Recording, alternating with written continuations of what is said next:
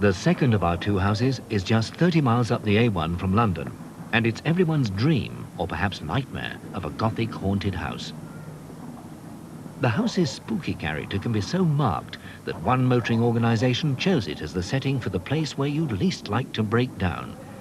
But trading on its reputation at least helps to pay for some of the work that the old house badly needs. Yes, but no one will ever find you here. As long as you can get to a phone, you're only moments away from the RAC. Wilbur Hall, you never said we had guests for dinner. RAC.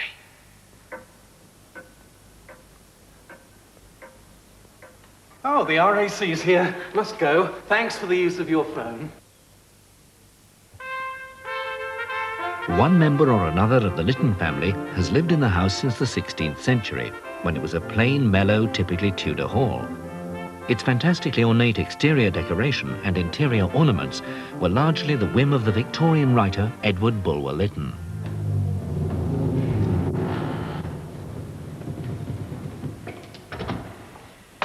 But like Kentwell, it's still very much a family house, although the Lytton Cobbolds tend to leave the state apartments to the tourists and live in a cosy huddle in the kitchen. David Lytton Cobbold, his wife Christine and their 4 children are the latest in a long line of Lyttons. They can trace their ancestry back even further than the Derbyshire nobleman Sir Robert de Lytton, Grand Adjuster of the Forests of the Peak, who bought the estate in 1490. He said, will you put tomorrow morning in his office in London a full prospectus of full details of the firm? For David Lytton Cobbold, who has a full-time job with VP, running Knebworth is a time-consuming labour of love. Although his film producer's son, Henry, has just seized on the potential of the house as an ideal location for his work.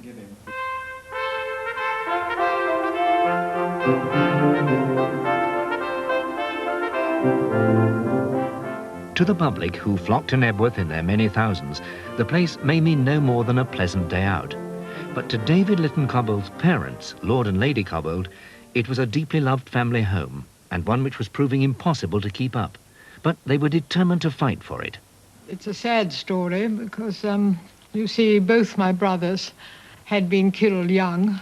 My eldest brother was killed in a flying accident when he was 29, and my younger brother was killed at Alamein, and neither of them were married.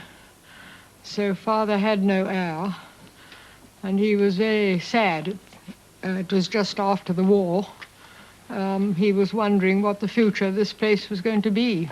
It was getting more and more difficult to keep up, and he did offer it to the National Trust, and they at that time couldn't take it. They had got enough on their plate, and he decided to leave it to me, and consulted us. And my courageous husband, who had a very busy career of his own, we decided that we would take it on. And of course for me it was a great pleasure too, because I've loved it all my life as a home. It has been so long a home for this family that it was a real challenge and an excitement to take it on ourselves. We certainly didn't want to be the generation after 500 years who gave it up. I'm not sure that I would do it now, but a little bit older, but perhaps I shouldn't say that in front of my son, because I hope one day that he will feel the same. I think they always feel that the interesting thing about Knebworth is the continuity of ownership, and the different people who have lived here and the different things they have done to the house is what makes it interesting to people. People have come around. It's not a museum. It's essentially a family home, and it's been populated by people who've been involved in the world in one way or another, in literature and in the arts and in politics and diplomacy, and has all sorts of styles and all sorts of interests, but there's one central continuity of ownership, and it's a family home.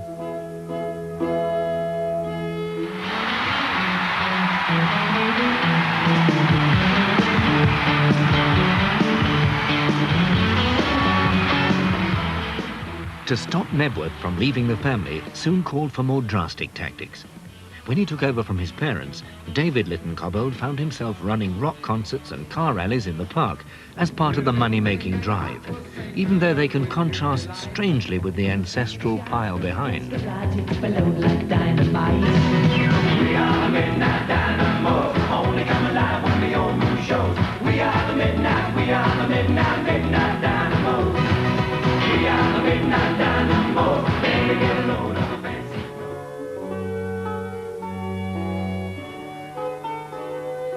Sadly, the revenue from the family's various enterprises has not in the past been enough to stop the rot.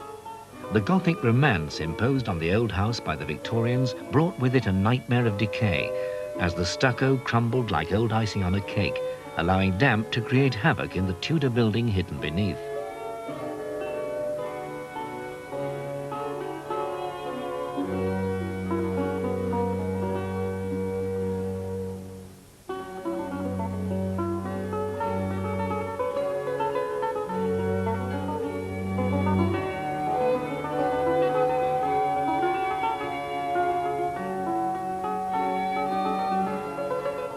The house is basically 500 years old and is fundamentally made of red brick, and all the plaster was added in the 19th century. Well, in this room, the Falkland room, which has a lovely hand-painted Chinese wallpaper, you see we've had to take a bit of the wallpaper off because we have a serious problem in the corner. Now, what happened there was that behind the brickwork, the Tudor builders, for reasons of cost, I think mainly, used long sections of timber, and they were called bonding timbers, between the various bits of brickwork and the wall. And then if you have water and seepage coming down the wall, it gets into it, and the rot completely annihilates the wood, and then the brick settles, and you get a serious crack like that. Well, that's just one example of the sort of problems we have here at Knebworth, and the sort of programme that we still have yet to complete. You could lose £1 million in making this house structurally sound and better, and maybe you wouldn't even notice that you'd done it, but I mean, that is the sort of order of magnitude that we're talking about. And this has been exposed and bare like this for 5 years. We haven't been able to do anything at all here, and it's an embarrassment, obviously, for visitors coming around to see the place looking like this. On the other hand, it's interesting for them to see some of the problems that really do exist in an old building.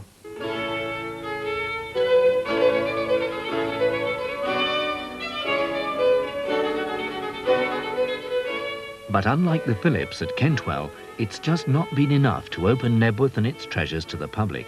Still more money was desperately needed. This has meant, among other things, the introduction of an endearing but incongruous narrow-gauge railway in the grounds. And most successfully, the creation of a wooden play fort in the park. But this in turn has allowed the family to give something back to the area by allowing local charities to use it to raise their own funds, 1 day a week, free of charge. Well, they just ring up the office and book a Monday, and it's any Monday from July through to, well, the middle of September.